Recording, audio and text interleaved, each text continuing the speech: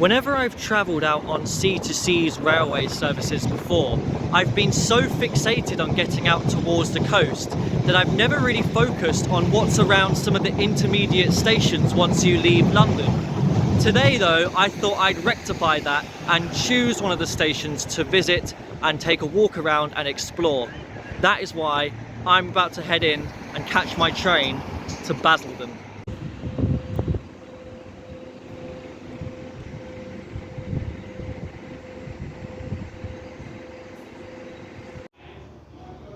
This is some shoddy old lift here at platform 2. So I've made it to Basildon now, but I'm not going to head into the town straight away. I'm instead going to be passing underneath the railway and going this way. Huh, interesting start. The park, which was going to be my first location, is padlocked shut. I guess I won't be going in there then. Okay, here we go. Up the road a little bit, I have found an entrance into the park. Great Gregory Park. Don't know who Gregory is and why he was so great. So this is the first time that I'm documenting one of my walks, and what you'll find with them is I try to squeeze in as many green spaces as possible, whether that be parks, woods, even like cemeteries and churchyards.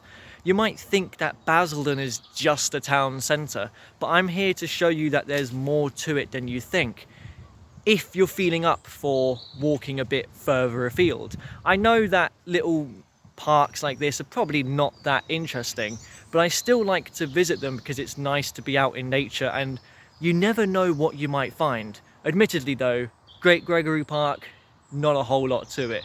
It's just kind of a place to walk through to get to later locations. The path ahead is taking me to the left. If I somehow see deer today, that would be incredible. Langdon Willow Park Nature Reserve. Walkers welcome. That's a sign we love to see. Also on the National Cycle Network 13. Didn't realise I was on that. I'm heading this way.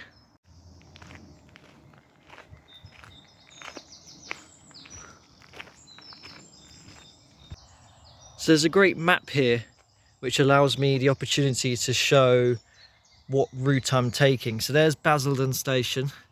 I've walked down, I'm here, heading straight through all of these woodlands and then looping up back towards Basildon Golf Course. But there's a lot of area which we're not going to cover, but we can do another day if we ever visit Langdon Station.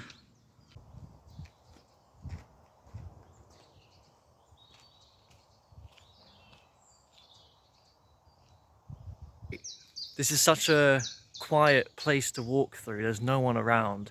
And it's a really long linear path just straight through the woods. This is very calming.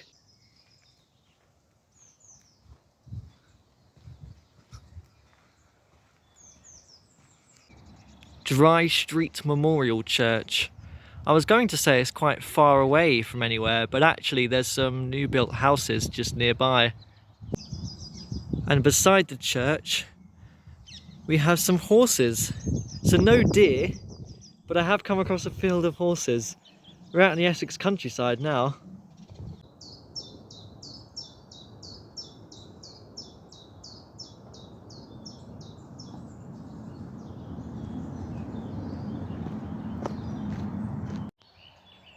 I so very rarely come across hay barrels on my walks. I genuinely never see these, especially not so many of them clustered up together like this.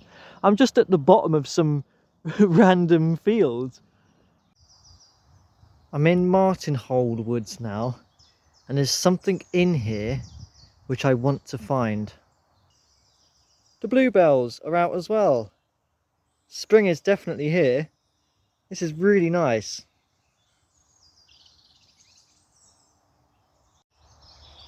Aha! There it is. Wow. Ruins in the woods. I gotta get over this brook to get there. Hang on.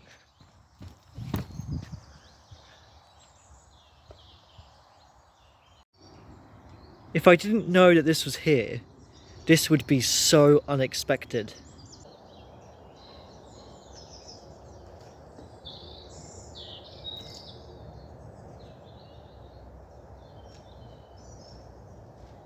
I think the giveaway to what this was is that hole in the centre. This is an old well. Oh, there's still water down there. Oh, and of course there's a bottle as well.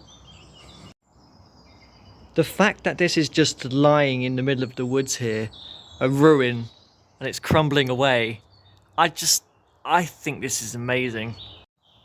I realised someone's used this stick here to see how deep it is.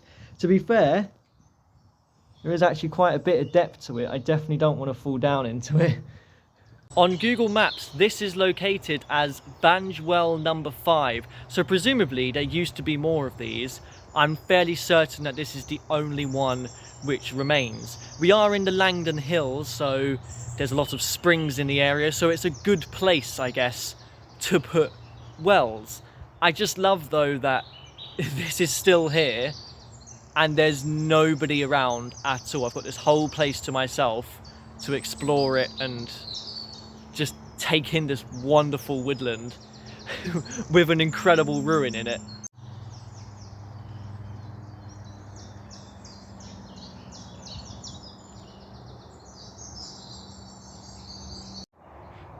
What a great view looking back down the path here. I was going to say that I can see Tilbury Docks in the distance, but we're a little bit further out than that, so I'm guessing that's the London Gateway Port, which is out on the River Thames. So I already know that I'm going to want to explore more of the Langdon Hills, and we will get to do that if we ever visit Langdon. I mean, I already have a walk planned for it, but now I definitely want to do that walk at some point in the future, because we've only really seen a small smidge of the hills today, and if that's what the rest of it has to offer, then it's going to be great. I kind of didn't realise just how rural this first segment of the walk is going to be today, because I had in my mind, you know, Basildon, quite an urban town, but yeah, it's been really nice so far. I don't know why I walked and talked up that hill, I'm knackered now, but it's worth it for the view at the top. I can actually see the River Thames, but I don't think it's going to come out on camera very well. That white speck in the distance, I'm fairly certain, is the memorial church that we passed.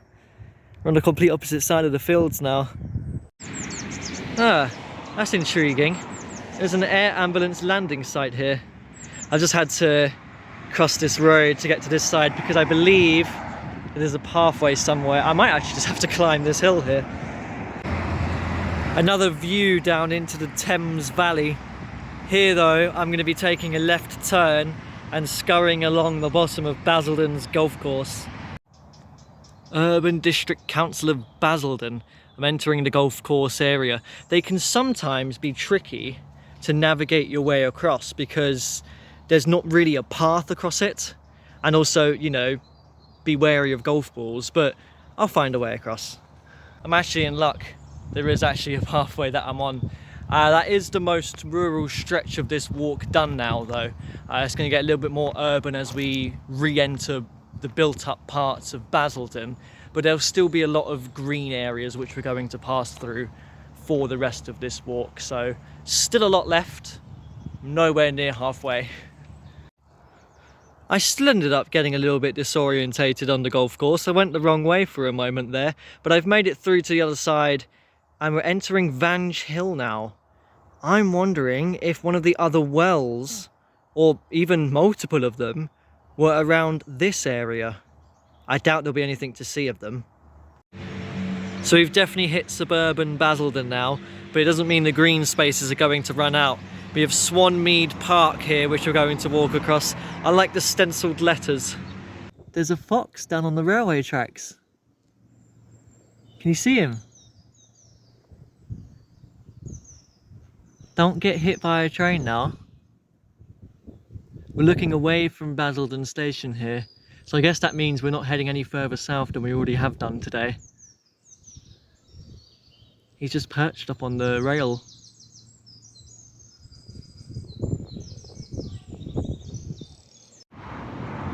Yeah, so these hoardings here have blocked off the path that I wanted to take. I wanted to walk across this grassland here. I feel like they're going to build more houses. I'm going to have to take the road down there, which is not ideal.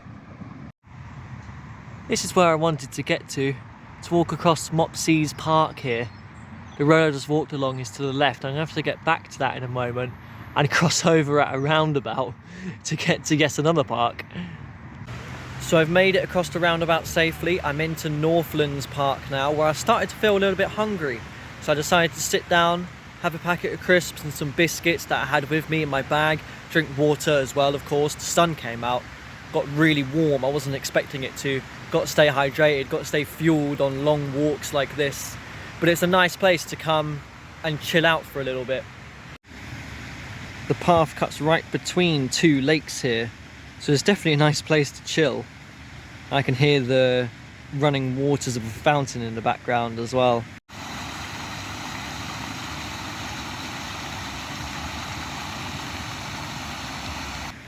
In a moment we'll carry on with the walk.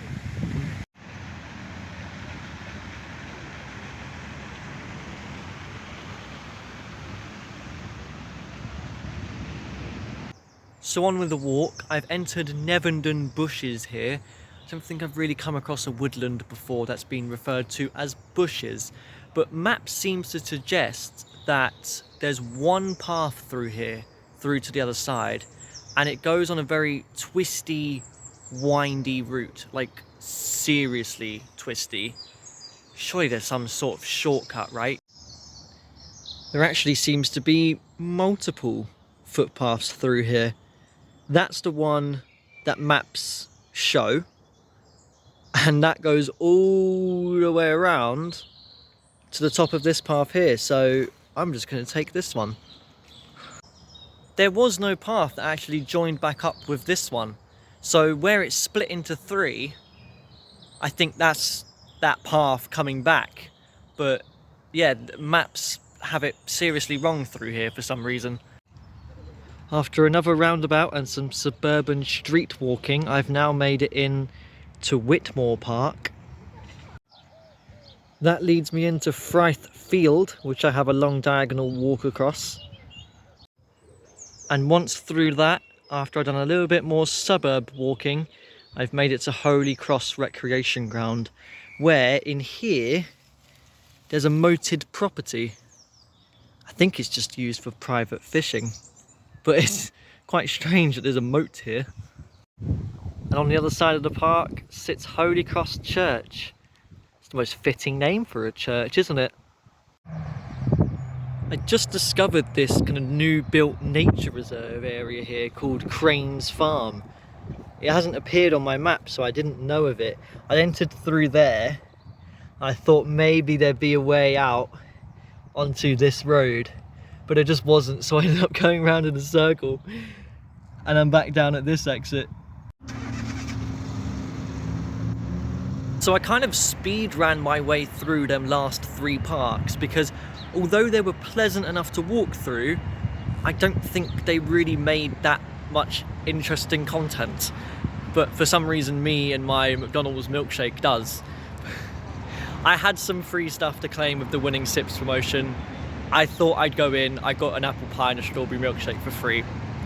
I'm not going to pass up that opportunity. So I am in the Festival Leisure Park now, which kind of has everything you ever want. Cinema, bowling, and even mini golf place, and of course a whole bunch of restaurants. Once you get through to the other side of it though, it brings you out onto a giant lake. An aqua park actually. You can see ramps there where people can do wakeboarding and stuff. So there'll be no speed running through our final park of the day now. I've saved the grandest one till last. Welcome to Gloucester Park.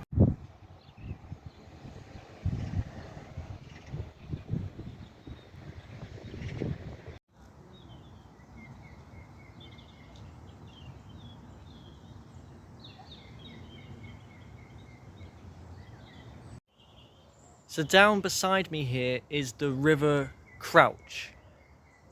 It's very strange for me to see this river in its form here, because I'm used to it in its estuary form, because 3 years ago I did a walk from North Fambridge along this river to Burnham on Crouch, and that's always stuck in my mind as a favourite walk of mine.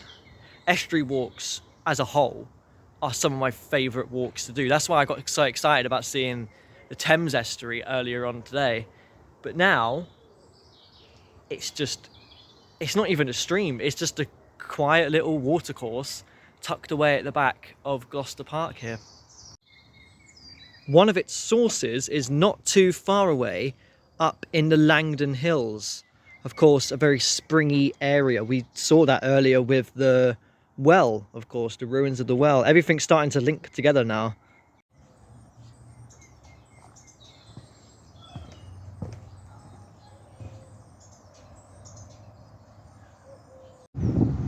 The Crouch has opened up into a sort of lake now that stretches all the way up through the park here. It's a big park.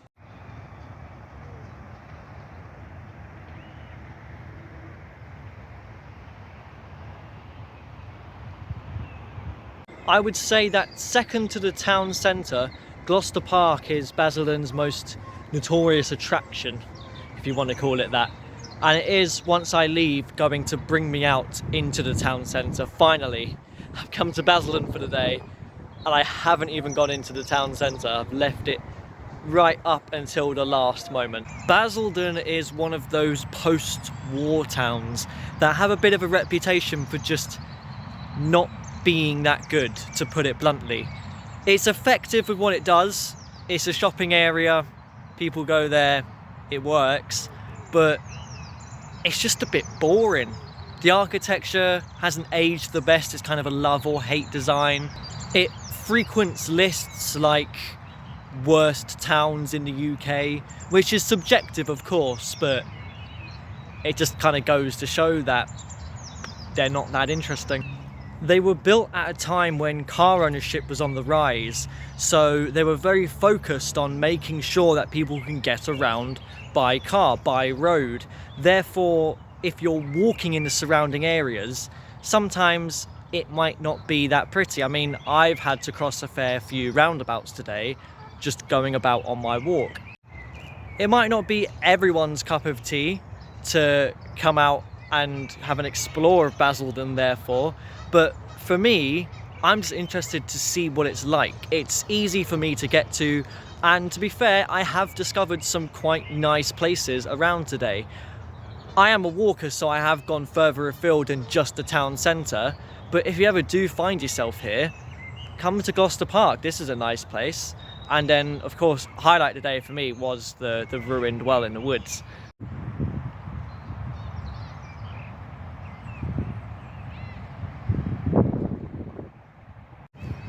Being here with the sun beginning to set is reminding me of one of my last walks out of London last year, especially considering this is one of my first walks out of London this year.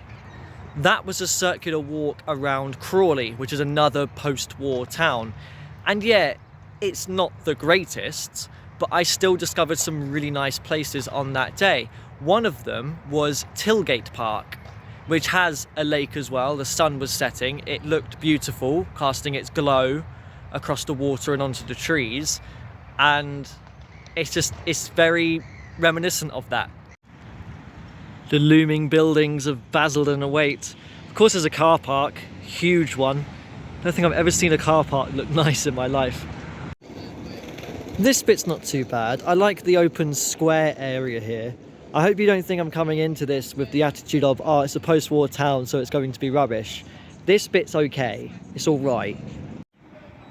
Okay, here is where you're getting the dated architecture and the closed shops. Yeah, this bit's quite grim. But I assume this will probably get knocked down at some point and turn into a new part of the town. I thought this was going to be really busy, but there's actually not that many people here at all. I appreciate that towns like this, though, are at least pedestrianised in the shopping area. It is just better than walking along a high street with cars, even though, yeah, the surroundings are not the greatest. This is a very strange building. It's just on stilts. It also looks half abandoned. This just goes to show how dated the town is. It still has its Toys R Us signs up even though it's been turned into a Sports Direct. Didn't they go out of business years ago now? And now I'm just walking through some service areas to get back towards the station. This is very odd.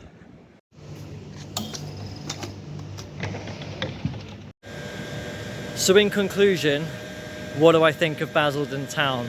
Well, it's definitely unloved. It's definitely seen better days. It could do with a bit of TLC, but I find places like that interesting. I like to just see what state a town is in, even if it is in kind of a bit of a decrepit style.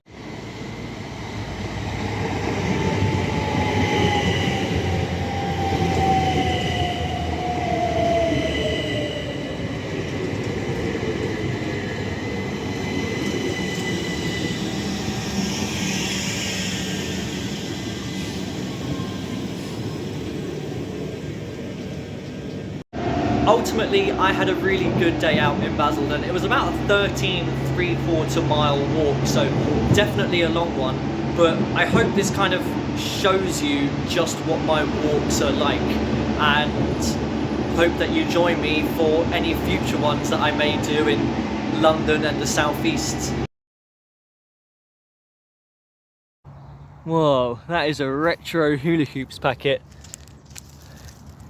Oh, I wanted to see the expiration date, but it's just covered in mud.